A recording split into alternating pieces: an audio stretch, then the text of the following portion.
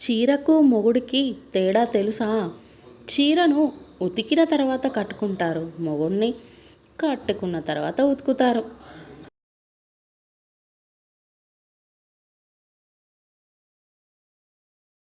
Slim centre.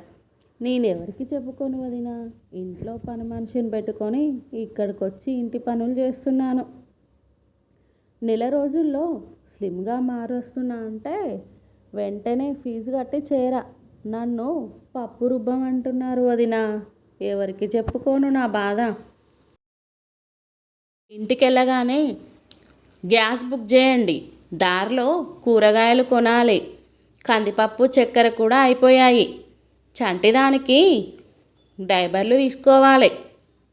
చెప్తుంటే వినరేమి, సమాధానం ఇవ్వరు.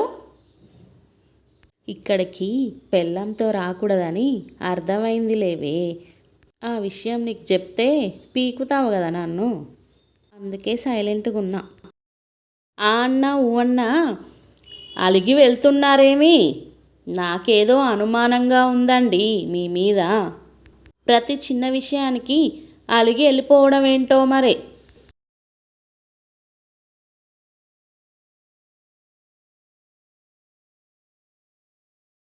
ఏమీ తోచకపోతే ఇదేమీ సరదా అనే నీకు?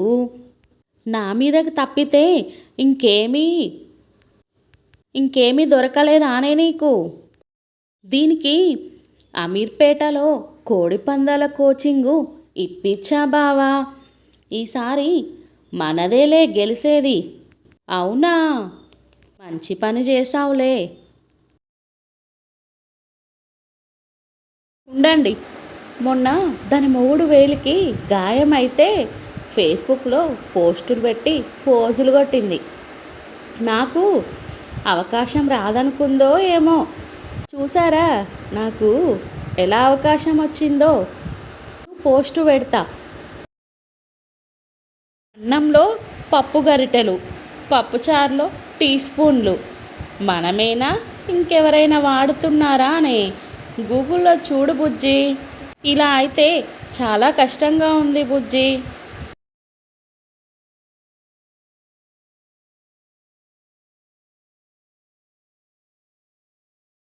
ఉత్సవాల్లో సుదర్శన్ గారి సహకారం మాటల్లో చెప్పలేనిది.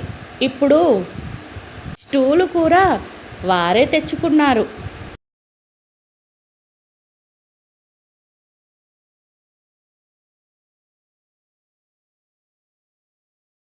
శత్రుతరాజుకి బొత్తిగా యుద్ధం రూల్స్ తెలిసినట్టు లేదు. మహారాజు గారు పద్యం చదివేలోగానే వాడొచ్చి చావబాది వెళ్ళాడు.